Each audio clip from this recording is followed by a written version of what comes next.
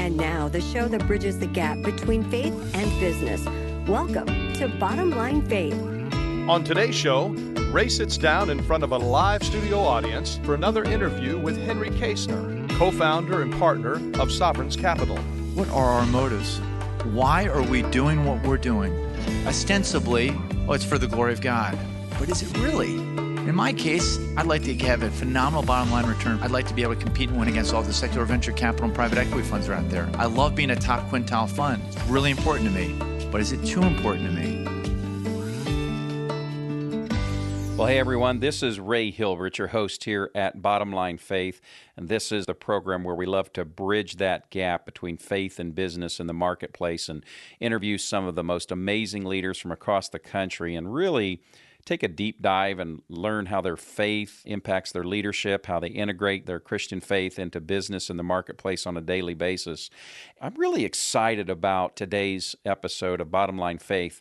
We had an opportunity recently to interview Henry Kaestner. Now, he is the managing principal at Sovereign's Capital. They're a venture capital fund. They invest in faith-driven companies in not only Southeast Asia, but also here in the United States. They're headquartered out in Silicon Valley.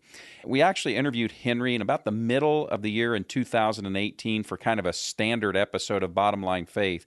But that was so powerful, we wanted to invite Henry back for part two of that conversation. And it was really fun and unique, the environment in which we got to have part two of our interview with Henry. We hosted Henry at a workshop on Thursday, November 8th, 2018 in Indianapolis, Indiana. It was the day before our annual Truth at Work conference, and we brought together 60 CEOs for the afternoon to talk with them about what it looked like to have a kingdom-based culture in a company that really glorifies God in the marketplace. And so today's Bottom Line Faith episode is that conversation that we had with Henry Kaestner, and I think you're going to love what you learned today. Henry, are you ready? I am ready. Awesome. Many of you know Henry, but Henry Kaestner, an entrepreneur currently living in Silicon Valley, is that right? Indeed. And from the East Coast to the West Coast. That's right. We'll hear more about that in just a moment. He's co-founded many companies over the years, including Bandwidth. Some of you may know the Bandwidth story that was able to go on the public NASDAQ trade a number of years ago. And today, Henry and his team, and several of them are here in the room with us today, and many will be at the conference tomorrow, have founded Sovereign's Capital. And we're going to learn all about Sovereign's Capital today. So, folks, if you're listening to this podcast as a recorded version, welcome back to the program where we bridge the gap between faith and business. And to our live studio audience, can we hear a greeting for our listeners? Awesome. So it's kind of fun. We hardly ever get I think this is the second time we've done it from a live studio audience, and so we're excited. Well, Henry, tell us just a little bit of your background, a little bit of your story. Sure. Thanks for having me, by the way. This is incredibly cool to have a live audience and to get the feel and the vibe from all of you all. So thank you for being here and allowing me to be here as well. A little bit on my background. I grew up in Baltimore, Maryland. There we go. And I went to school at the University of Delaware, and I discovered my first love, and that was that I could make a T-shirt for $5 and sell it for $10. And I've never been a great math guy, but I could do that math. And before I got out of college, I had sales teams of one form or fashion at about 50 schools up and down the East Coast. Wow. And had a lot of fun doing that, but I had some copyright infringement problems. As it turns out, the university is not happy about their name being associated with The Simpsons or pick your alcoholic beverage, and that was bad. So my dad told me, I said, look, pal, you can plead naivete, as I did at 20, but by the time you're 21, you got to get a real job. And so I'm like, okay, that sounds like that's important counsel. And so I went and saw the movie Wall Street with Michael Douglas. Yeah. And I saw the character in there, Bud Fox. And Bud Fox had two phones going, and he had the apartment on the Upper West Side of Manhattan, and life looked good, and he was dating Daryl Hannah. And I said, that's who I want to be. And that's a big, big warning sign for you if your first role model is Charlie Sheen. I should have known better. But that was a period of life for me which was characterized by this search for happiness and trying to find it in fame and in money and in girls and all the different things. And we all know, because we're listening to this podcast, how that story can end. And so I had that proverbial God-shaped hole. I came to know the Lord at age 28 after having moved to North Carolina and set up a company, having remembered when I felt most alive. And that was when I was my own boss, not working for the man, but working for the man, so to speak. But I was 28, I came to know the Lord. We started a business called Bandwidth then. And then through the grace of God, that's been blessed and has really grown and given us the platform we've got now. So some of us are familiar with Bandwidth, some of us are not. So give us a background on Bandwidth. Sure. So Bandwidth is a telecommunications company, and over the course of time, we also launched a company called Republic Wireless, and Republic Wireless is a mobile virtual network operator, a cell phone company. We have about 300,000 subscribers on that, and we invent really cool technology. So we'll take a cell phone and a walkie-talkie and marry them and create a relay device, which is a cell phone for little kids, ages 6 to 12. So it's always on.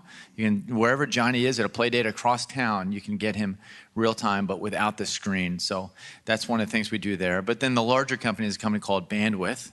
We took Bandwidth public last November, and Bandwidth provides telecommunication services to high-end technology companies. So, for instance, we power all of Google Voice. We have 12 different product lines of what we power at Google. We do something very similar for Microsoft, and most of the major technology companies will power their voice initiative. Okay. And then now tell us about your current venture, Sovereign's Capital. What do we need to know about that? Yeah, so Sovereign's Capital is an investment fund that invests in faith-driven entrepreneurs. We came to understand early on at Bandwidth that the institutional capital markets did not know what to make of a faith-driven entrepreneur. We were 2.5 years into the business. We had some modest success, but we had made the pivot and we're sure that we were onto the right business model. And so we came out to Menlo Park and went up and down Sand Hill Road. And we didn't have fish on our business cards, and we didn't talk about our faith on the first visit, but when it came around to a second or third visit, we would share about the why we did what we did, and about our foundational values, which were faith first, then family, then work, and then fitness. And as we did that, and we made it clear, by the way, we're going to hire the best person for the job. This isn't going to be a holy huddle, but our faith is the most important thing for us. And we might do things like pray before board meetings. As we talked about that, we got a lot of blank stares. And really, I think in a best case scenario, we were misunderstood. In a worst case scenario, we felt prejudiced against the bid. And so we went 0 for 40 in venture raises. And then Bandwidth, of course, has done really well. Between Bandwidth and Republic Wireless, we have about 900 employees now, and came to understand, of course, that a Christian-led business can compete and win, but that institutional equity doesn't really know what to make of that. And so we started Sovereign's Capital, believing that transformation happens in a marketplace, and that capital equals influence, and that Christian-led businesses can compete and win, and therefore a fund that invests in them should be able to do the same as well. Well, fantastic. So as you look and as you come alongside companies, and we talk about in this framework of kingdom-minded, I know you talk about along lines of companies that are investing in human flourishing. I know that's a term you use a lot. What are the traits and characteristics that you and your team are looking for to help you determine if this is, in fact, a kingdom-minded company? We have many CEOs and business owners in the room today that are wanting to build kingdom-minded companies. So what are those traits and characteristics you and your team are looking for? So that's a great question. So multiple facets to that, but we have a framework we like to look at that's leaders transformed. It's the concept of stewardship versus ownership, ministry in deed and ministry in word. And so I'll unpack those real quickly. Please. The first one is leaders transform. Does the leader understand that there is a God who loves him or her? Is that at the root of their identity? Have they gone in their faith life to a place beyond just going to church and intellectually understanding that there's a Lord and Savior of their life? But have they come to understand that their primary identity, and this is super important, isn't as an entrepreneur that's growing at 20% month over month, but that their baseline identity is as a beloved child of God? And we all struggle with that, and none of us completely nail that. We're all susceptible to different things creeping in and becoming part of our identity. But a leader transformed is somebody who has a personal relationship with God and has accepted the gift of life through Jesus. That's number one. Number two thing that we look for, and I left it out in the original thing, is excellence. There's a Swiss-American theologian named Francis Schaeffer who effectively said, it's the degree that we do our work well that we have an opportunity to witness and be heard. We believe that a Christ follower who has fully embraced their calling has a great opportunity to do awesome business for the glory of God. And that is, they really get out there and they compete and win, and they are leaders in their industry. Then they have an opportunity to transform an industry. That's what we're looking for. Some other things that I mentioned before, stewardship versus ownership. And this happens is who owns this business? And a lot of that, and I think that that's kind of obvious. We're preaching to the choir a little bit here for the people listening to the podcast and that are at this event. But that really extends through to an exit of a company. Lord willing, there's going to be success, and there may be an exit someday. What does it look like for the business owner to have a financial finish line in mind so that when they have an exit, they already have a plan in place about how they're going to steward those assets for the glory of God and participate in what God is doing through the world? The greatest joy is giving and participating in God's work here and abroad. Talking about that, and a business owner who's open for that conversation is essential. Two other things. Ministry indeed. We want to invest in companies that do a phenomenal job of loving on their employees by providing outstanding benefits, again, above and beyond what they'd see in the industry, and on the community. And then lastly, of course, ministry and word. The ability to talk about why we do what we do. There's some great research out there that talks about how important it is that we talk about the why. And Clayton Christensen talks about it. And Jim Collins, of course, in that great TED.com video with Simon Sinek about how important it is we talk about why we do what we do. As Christ followers, we need to be able to talk about why we do what we do. It's our foundational story. And in the process of that, what does it look like to pray with non-believing employees? Is it appropriate or not for us to have a corporate chaplain? Things like that. And those are things for those of us who are in the room today at this event. We're going to be exploring those tools and resources and platforms. And so you've touched on it with a few of the things you just shared, but could you dive a little deeper, Henry, in terms of what is the culture like inside of a kingdom company? As you look and evaluate, what are the things that manifest that it really is a kingdom-minded organization? Yeah, it's a great question. But to revisit the why thing, it starts with that. What is your purpose?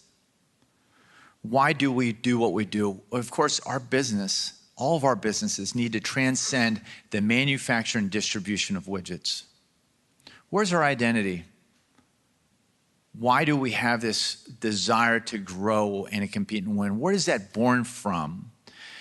When we can start off with a culture that looks to mirror the most important things to us in our life. So I talked before, number one for us is faith.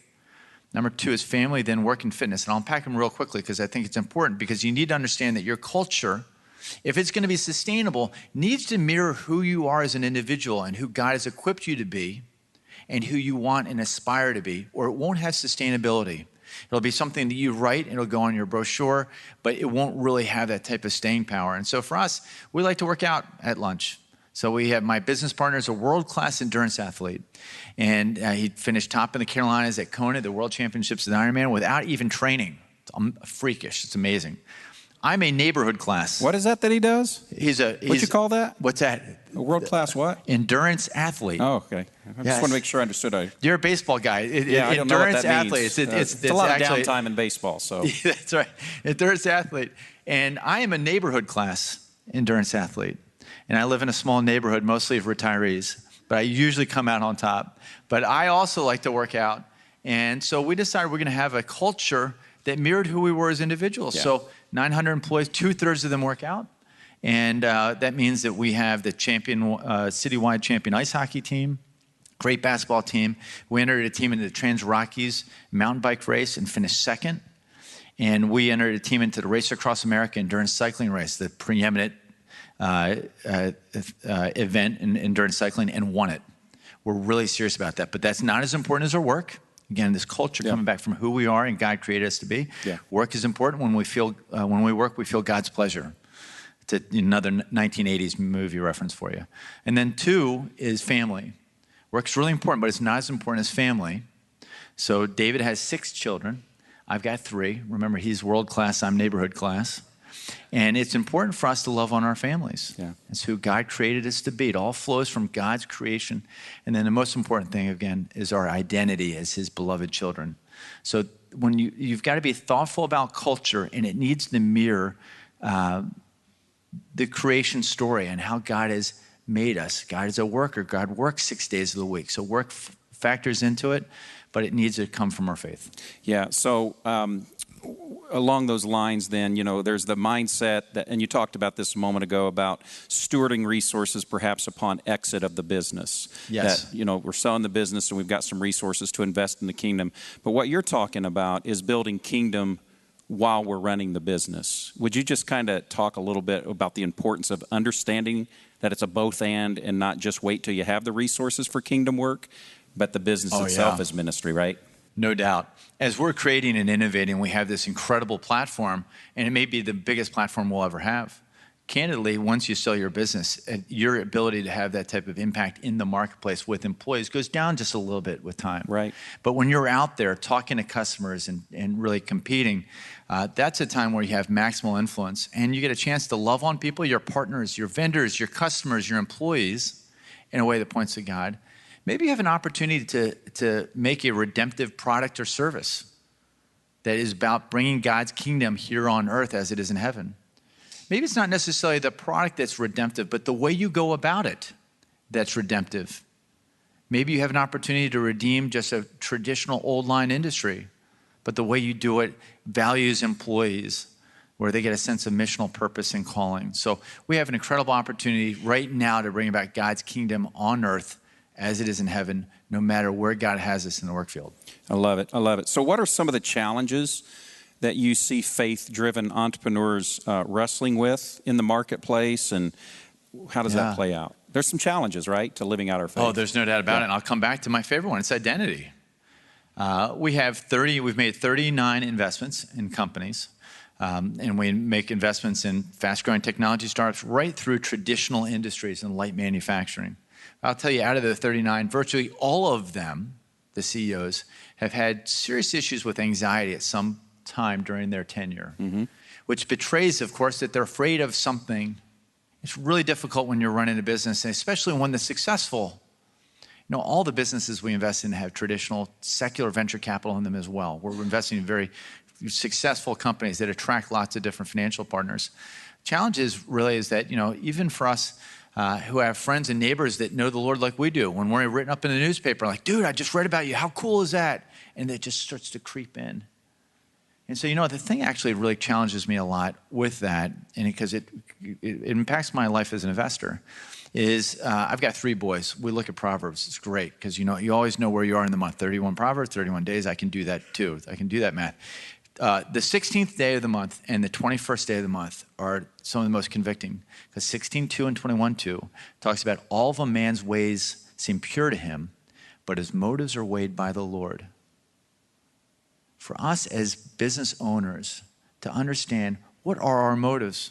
Why are we doing what we're doing? Ostensibly, we're at this conference or we've tuned in this podcast. Oh, it's for the glory of God. But is it really?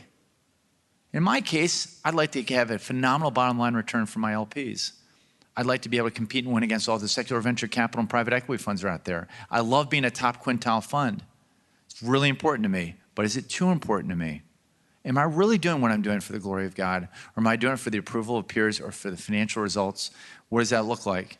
We had our annual meeting a couple weeks ago, and we had a great speaker, a guy named Tim Keller, as a pastor from New York City. I was there. He came out and he talked. That's right, of course you were.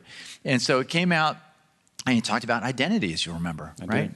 And he said, look, you guys are out here in Silicon Valley, you're so focused on, being the top quintile of this, or if you're an entrepreneur, being in the Forbes list or the Fortune list or something like that. And what did Jesus say? Well, there was that scorecard back then too. Incredible things were happening. Miracles were happening. Demons were being driven out and people were being healed. And the disciples came back and celebrated that with Jesus. And Jesus said, don't rejoice in that. Rejoice that your name is written in the book of life. What he was reading was that his disciples were so focused in the metrics and the KPIs and the scorecard that they lost sight of what's really important. So I think at the time, Jesus was probably pretty fired up that, that great things were happening, the kingdom of God was advancing, but he saw the hearts of his disciples that had lost what was really important. So that's what we all struggle with.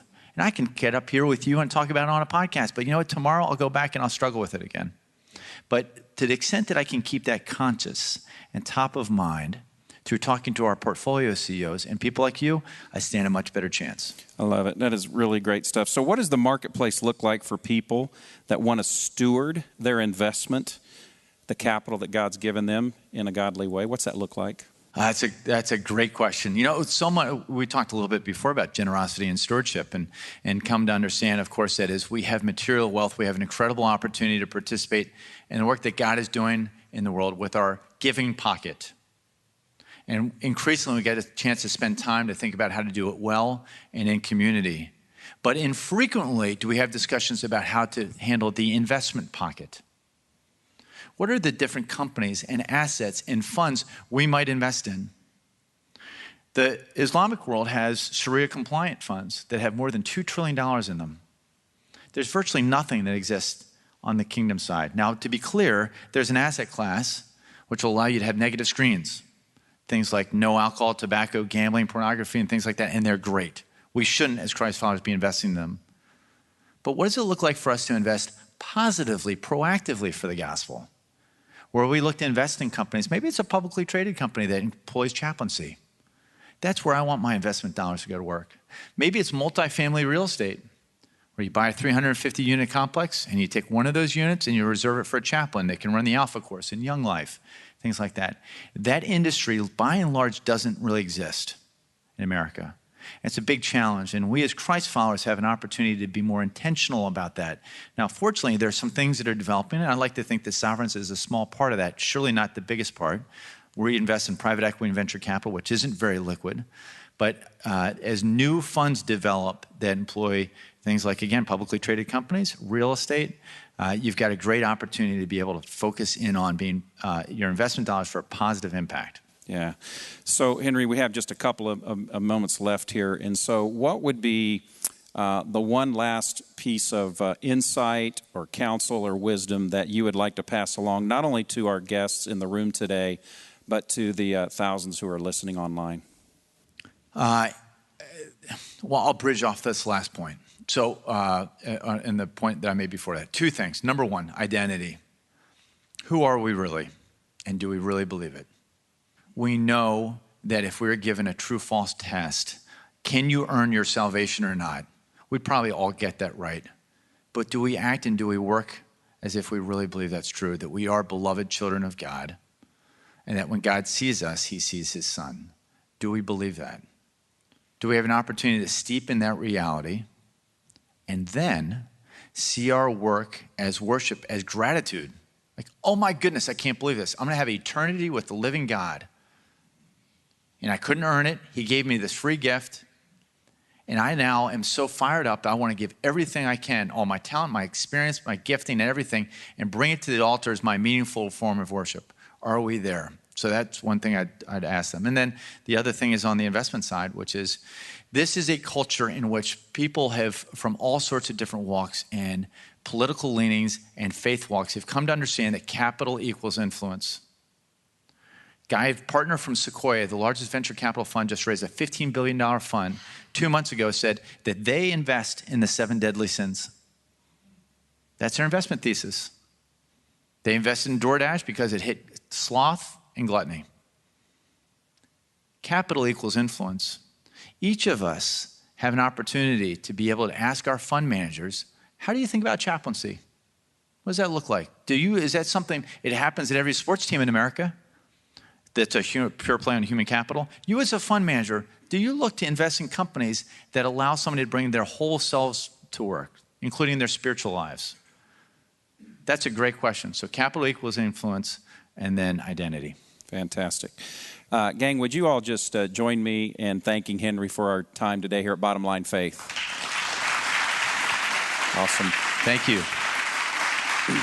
Well, folks, if you're listening online, we just want to say thanks for joining us again today. If you're not a regular subscriber, you can do so on Stitcher, Google Play, Apple platforms. It's available all over the internet.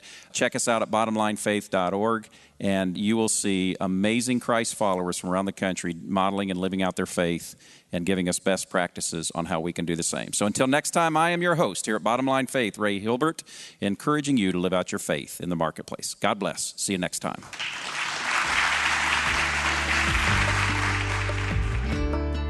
Well, I really trust that you got a lot out of that conversation with Henry in front of that group of 60 CEOs recently, and where he really just walked us through what does it really mean to be a faith-driven entrepreneur. We'd like to encourage you to go online and offer a review for the program. That is how you can help us grow the program here at Bottom Line Faith, is offer a review, give us some great commentary that helps to get us to the top of the search engines. And if you're not a regular subscriber, please go on to your podcast program, whether that's Apple, iTunes, Stitcher, Google Play, whatever it may be.